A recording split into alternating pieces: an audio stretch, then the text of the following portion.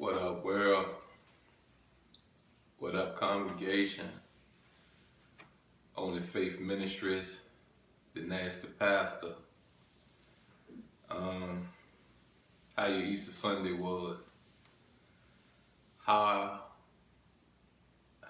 is Ramadan going for you? Well, I'm still in my Passover. Tell you something funny.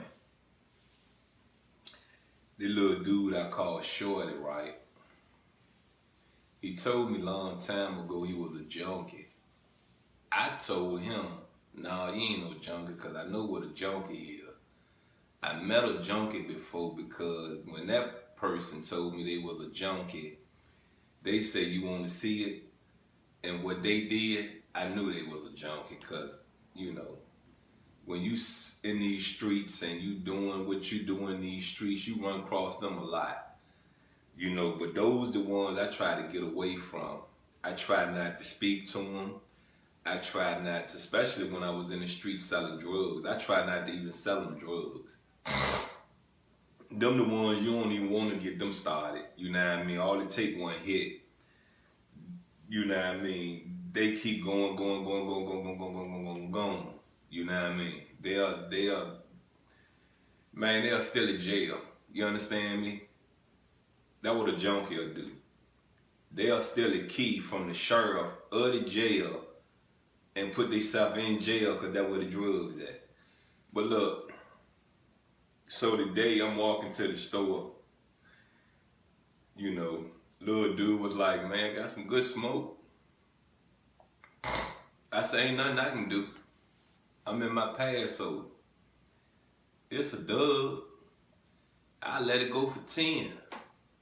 I said, man, ain't nothing I can do. He said, 5. I said, ain't nothing I can do. Then I stopped. I turned back around. I said, man, you can give it to me free. Ain't nothing I can do with it. That when he got the message and kept on moving. But always stand firm in your commitment. Don't play with this. Don't play with whom you pray to, because whom you pray to don't play with you. And always know that there are souls so open to negativity and positivity. It's an open vessel. We are vessels. We walk around every day as a vessel. You know what I mean? We let things into our soul without knowingly. Some of us know it. Some of us do it unknowingly. And you have to really pay attention to people, because sometimes people do things that they do not know what they're doing. They don't know what they're doing. They just, doing. And yeah, he's a hard-headed little one. But see, a hard head can always be brought out the darkness into light. Because see, there's going to come a day that whatever that young man finds in his life that caused a lot of confliction, that caused a lot of tribulations, what I displayed to him today and what others may have displayed to him along his path, he's going to use that as strength. He's going to try everything in the world that he have seen, that he have witnessed, he have heard, to get out his tribulations and his convictions. And some going to work, because long as you get up and keep trying, it get better, it get easier. But let's go and get into Revelations. I believe we left off at 16, right? Yeah, 16. So chapter 17, the scarlet woman and the scarlet beast. Then one of the 7 angels who had the 7 bowls came and talked with me, saying to me, come, I will show you the judgment of the great harlot, who sits on many waters, with whom the kings of the earth committed fornication. God Almighty. Did you hear that? fornication. Y'all know what that means? Do anybody know what that means? Fornication. I'm gonna look it up in the back of the book so I can say it right. Cause I got an idea. You know what I'm saying? I know what adultery means.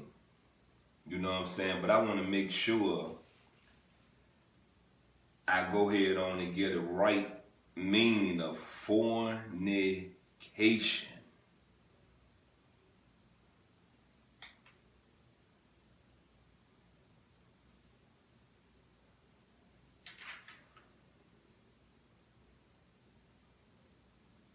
Okay, fornication. We were not born of the wrath of her. Okay, so fornication and it's just like adulterers. Because it's another meaning right here that said fornicators, but and adulterers. So everything standing on that seat, basically, we're not supposed to have sex out of wedlock, out of marriage. We're not to just, throw the pickle around. For you women, throw your agena around. Your agena should come with a marriage certificate. That marriage certificate means that I have the right to, eat it, lick it, beat it up, And as I used to say, I told my ex-wife before, because, after we got married, she still wanted to start a bunch of issues about my youngest son mom. And I said, I was like, damn, I bought the phone. Now what? I married you. We got to go through this in our marriage also. So basically, you know what I mean? That's something else for another day, another subject. But that's a sin, to fornicate. That's why I say it's a lot of stuff we do that we don't even know we're sinning. You know what I'm saying? So let's repent. Let's get out of I don't know, so I'm not sinning. Let's get out of that. You know what I mean? Let's get out of the I don't want to know, so that I'm not feeling guilty. Get out of it. Because you might can save your kids. Excuse me. You might can save someone else's kids. And what you don't realize, each one of us human beings, for a long time, my job as a human being on this earth was to save another human being. Not my kids, not my mom, not my dad, not my aunts, not none of my family. Save a stranger. That carries a lot of weight. You got me? It carries a lot of weight. Alright. So he carried me away in the spirit into the wilderness, and I saw a woman sitting on a scarlet beast, which was full of names of blasphemy, having 7 heads and 10 horns. The woman was arrayed in purple and scarlet, and adorned with gold and precious stones and pearls, having in her hand a golden cup full of abominations and the filthiness of her fornication. The filthiness of her fornication. You filthy. We say that for, if things can grow, I want to, speak to go to City Hall or go to, Parks and Recs. And, have my congregation bring some lawn chairs out to the park. And we sit and burn it down. You know what I mean? And, yeah, you know, you come to understand I curse. They say that's a sin also, but I curse. I ain't gonna tell you no story, you know, no lie. I curse. You know what I mean? I say it all. I'm a potty mouth. But filthiness of her fornication. Verse 5. And on her forehead a name was written, Mystery, Babylon the Great, the mother of harlots and of the abominations of the earth. Y'all want me to look up the word abomination? Let's figure out what abomination is. That way we don't get confused. Because see, some people said blasphemy, some people say that certain characteristics of people, their abomination and all that stuff. So let's figure abomination.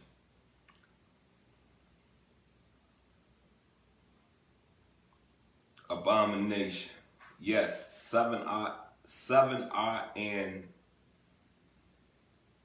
the scoffer is an, prayer is an, and place there. Oh no, that's, oh yeah, abomination, yeah. And place there the desolations, delights in there a golden cup full of. So it's not a clear understanding to me what an abomination is. It really isn't to me. You know what I'm saying? And I refuse to accept that gays are abominations. I refuse to believe that gay people are blasphemies put on this earth. You know, so every soul comes from whom you pray. Every soul, every man, every woman that walk this earth come from the same creator you pray to. So if they're an abomination, what are you? Really, what are you? I'm a child of honor. So when I look at everyone else, I see everyone else, I see a child of honor. We come from the same spiritual being. Our blood runs through the same tree. So let's stop hurting people's feelings. You know, especially on that level. Let's stop that. For real. Let's cut that off. Let's cease that.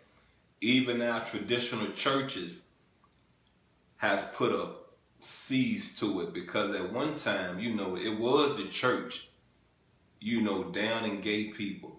You know, it was the church trying to kill and crucify gay people. Now you need that number. You need that soul. So what are y'all? What are y'all traditional churches? I gotta say it for you. Do I have to say it for you? And see, I'm glad y'all are cleaning it up. I'm glad about that. I'm very happy about that. So I salute you. Verse 6. I saw the woman drunk with the blood of the saints and with the blood of the martyrs of Jesus. And when I saw her, I marveled with great amazement. Verse 7, the meaning of the woman and the beast. But the angel said to me, why did you marvel? I will tell you the mystery of the woman and of the beast that carries her, which has the 7 heads and the 10 horns.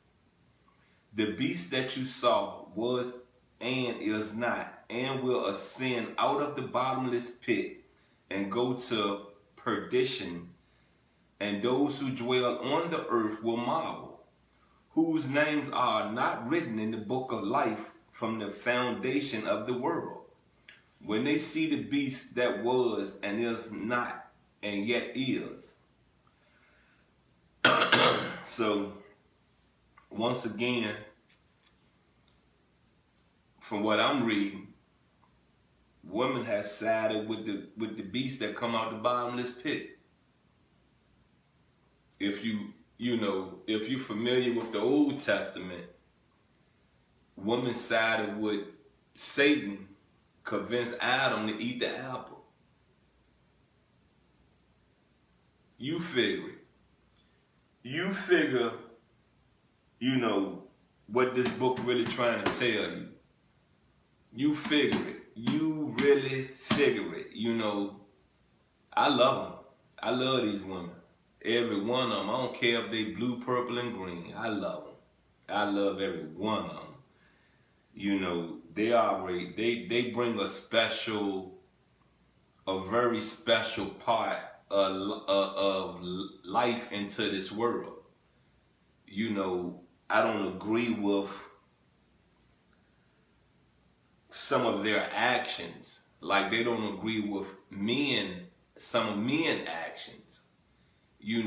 But as it says, opposite attract, right? Because I'm damn sure enough attracted.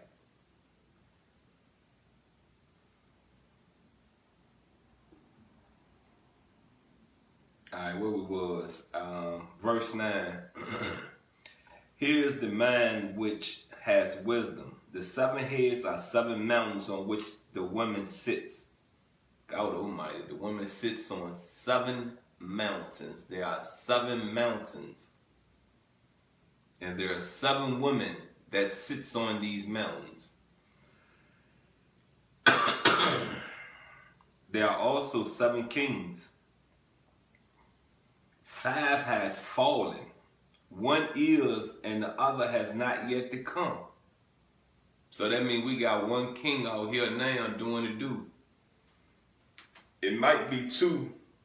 We just don't know, or we don't want to accept that one as a king. And it's time to stop,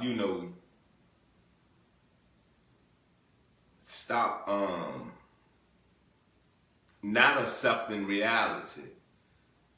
Because the image don't look right, it don't match up in your mind. Jesus came into Jerusalem on a donkey, as is foretold. You know the story of Jesus. Okay. Own people wouldn't accept him. Own people would not believe it, because that is not who they had in stone in their mind, in their memory of how the Messiah should come, how the Messiah should look. So, let me go and get the continuation of this. Here is the mind which has wisdom. The 7 heads are 7 mountains on which the woman sits. There are 7 kings, 5 have fallen, 1 is, and the other has not yet come. And when he comes, he must continue a short time. The beast that was and is not is himself also the 8th, and is of the 7, and is going to perdition. Going to perdition. The 10 horns which you saw are 10 kings who have received no kingdom as yet, but they receive authority for 1 hour as kings with the beast. So they get to run around. Let's say the beast is the devil, is Satan.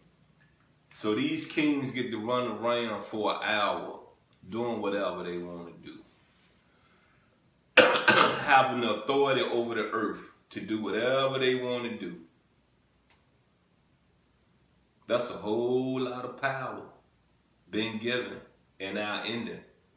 That's a whole lot of power being given during our ending.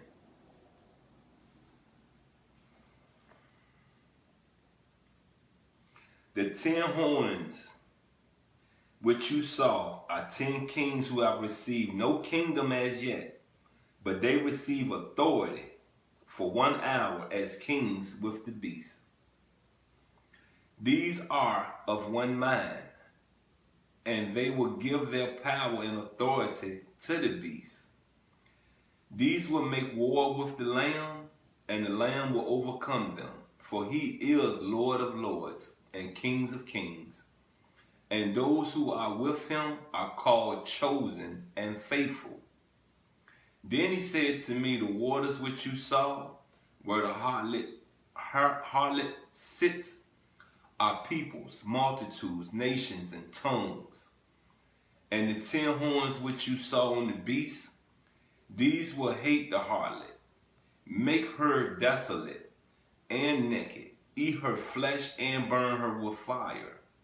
For God has put it into their hearts to fulfill his purpose, to be of one mind and to give their kingdom to the beast, until the words of God are fulfilled.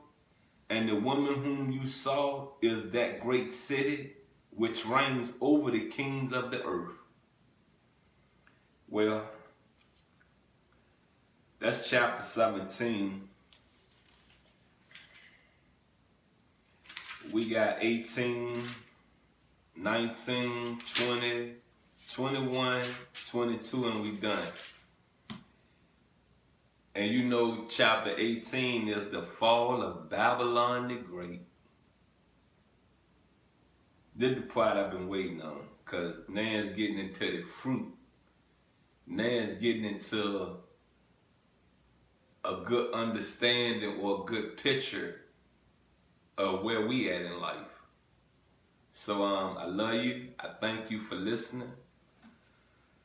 I thank you for sharing. I thank you for passing it on. I thank you if you done, ask the neighbor, ask the friend to sit down with you, watch it, help explain it to someone. I thank you. I thank you for your time. I thank you for your patience. Keep pushing. Keep forging. And please remember this. I have 3 kids, 3 biological kids, 4 spiritual kids.